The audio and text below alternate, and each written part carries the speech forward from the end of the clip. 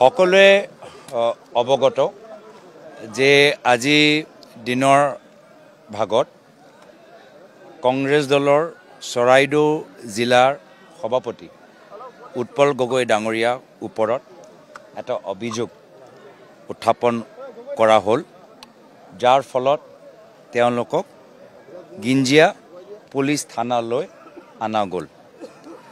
তেওঁ খবৰ ল'বলৈ আমি সকলোৱে প্ৰায় 4:30 বজাত ইয়াত উপস্থিত হ'লোঁ আৰু এতিয়া প্ৰায় 10টা বাজিলে আমাক অৱগত কৰা গ'ল যে উৎপল গগৈ ডাঙৰীয়া খন্তেক সময় পিছত কিছু ফৰ্মেলিটিজ আছে, পেপাৰ ৱৰ্কছ আছে, সেই পেপাৰ ৱৰ্কৰ পিছত তেওঁক এৰি দিয়া যাব আৰু আৰক্ষীসকলে আমাৰ সহায় বিচাৰিলে যে বাহিৰত যে কংগ্ৰেছ দলৰ এটা সমদল একগোট হৈছে, এটা শান্তিপূৰ্ণ পৰিৱেশ বজাই ৰাখিবলৈ আমি যদি ওলাই তেওঁলোকক ইয়াৰ পৰা যাবলৈ যদি অনুৰোধ কৰোঁ, তেতিয়া জিঞ্জিয়া পুলিচ থানাৰ সন্মুখত পৰিৱেশটো আৰু অলপ শান্ত হ'ব।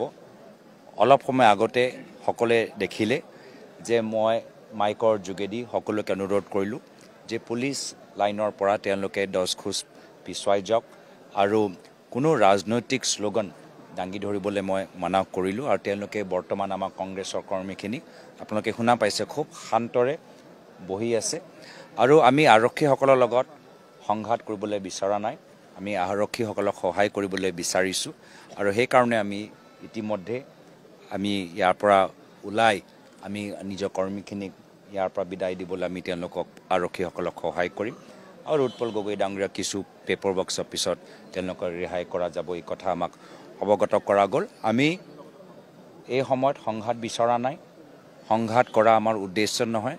আমাৰ উদ্দেশ্য এটাহে যে নিৰ্বাচন নিৰপেক্ষভাৱে হ'ব লাগে, প্ৰশাসন নিৰপেক্ষ হ'ব লাগে আৰু ৰাইজ নিজৰ ভোট দিয়াৰ ক্ষেত্ৰত স্বাধীন হ'ব লাগে। আৰু যদি কিছু ব্যক্তি কিছু ৰাজনৈতিক চিন্তাধাৰাৰ প্ৰতি আকৰ্ষিত যিকোনো দলৰ তেওঁ সদস্য হয়, সেই দলৰ হৈ কাম কৰিব পাৰে। এই স্বাধীনতা আমাৰ সংবিধানত উল্লেখিত আছে, সেই সংবিধান আমি আখৰে আখৰে সুৰক্ষিত কৰিবলৈ বিচাৰোঁ আৰু এই ক্ষেত্ৰত আমি সদায় শান্তিপূৰ্ণভাৱে আইন শৃংখলা বজাই আমি গণতান্ত্ৰিকভাৱে নিজৰ কামখিনি কৰি যামগৈ। চাওক, মই অভিযোগতো যিহেতু আজি মই যিমান অৱগত, যিদৰে আজি গোটেই দিন বিজেপি দলৰ নেতাসকল কৰ্মীখিনি গোটেই দিন বিহালী সমষ্টিত ৰাজনৈতিক এক্টিভিটিজ ৰাজনৈতিক কাৰ্য কৰি আছিল, সেই একে ৰাজনৈতিক কাম আমাৰ কংগ্ৰেছ দলৰ নেতাসকল কৰ্মীখিনি কৰি আছে। বিজেপি দলৰ বিধায়কসকল কৰ্মীখিনি যিখিনি কাম আজি তেওঁলোকে কৰিলে, সেই একেখিনি কাম আমাৰ কংগ্ৰেছৰ মানুহখিনি কৰিলে। মাত্ৰ পাৰ্থক্য এটাই যে কংগ্ৰেছক ধৰা গ'ল। কিন্তু এতিয়া মই সংঘাত লৈ যাবলৈ বিচৰা নাই, স্থিতি আৰু ভাললৈ যাওক সেয়া মোৰ কামনা থাকিল। আৰু এই ক্ষেত্ৰত আমাৰ সাংবাদিকসকলে আমাক সহায় কৰিলে।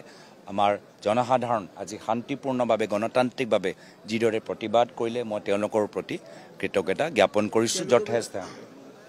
কিন্তু দেখা গ'ল যে যদি কাৰোবাক ডিটেইন কৰিছে আৰক্ষীয়ে তেওঁৰ বিৰুদ্ধে আইনী ব্যৱস্থা গ্ৰহণ কৰিব, কিন্তু ক'ৰবাত আপোনালোকৰ ৰাজনীতি হ'ল নেকি বিষয়টো লৈ পেলাই এটা ক্ৰাউড সৃষ্টি কৰা হ'ল?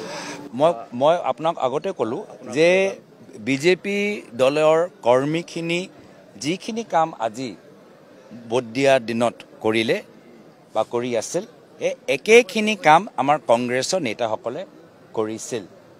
পাৰ্থক্য এটাই যে এজনো বিজেপি কৰ্মীক ধৰা নগ'ল আৰু কংগ্ৰেছৰ কৰ্মীক ধৰা গ'ল।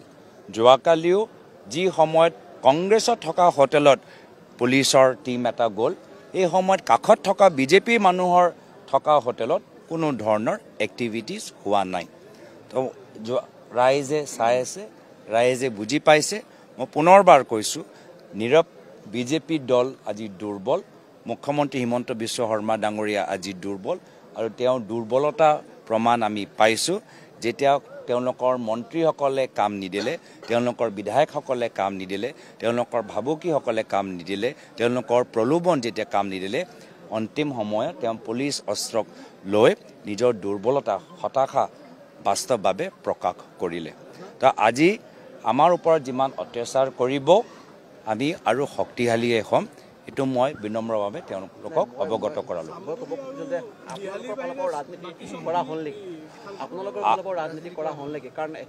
আমি বিচাৰোঁ আৰক্ষী নিৰপেক্ষ হৈ থাকক, আইন সকলৰ বাবে সমান। যদি আমাৰ কংগ্ৰেছৰ কৰ্মী যদি আইন উলংঘ কৰিছে, এই একেখিনি কাম যিখিনি কাম বিজেপি বিধায়কসকলে কৰিছে, তেতিয়া আইন সমান হ'ব লাগে সকলৰ বাবে। আৰু যদি আইন সকলৰ বাবে সমান নহয়, তেতিয়া মাত্ৰ কংগ্ৰেছ দল নহয়, সমগ্ৰ অসমবাসী ৰাইজ চিন্তিত হ'ব লাগে। আৰু বৰ্তমান এই উপ নিৰ্বাচনত অসমৰ ৰাইজ চিন্তিত হৈছে। ধন্যবাদ।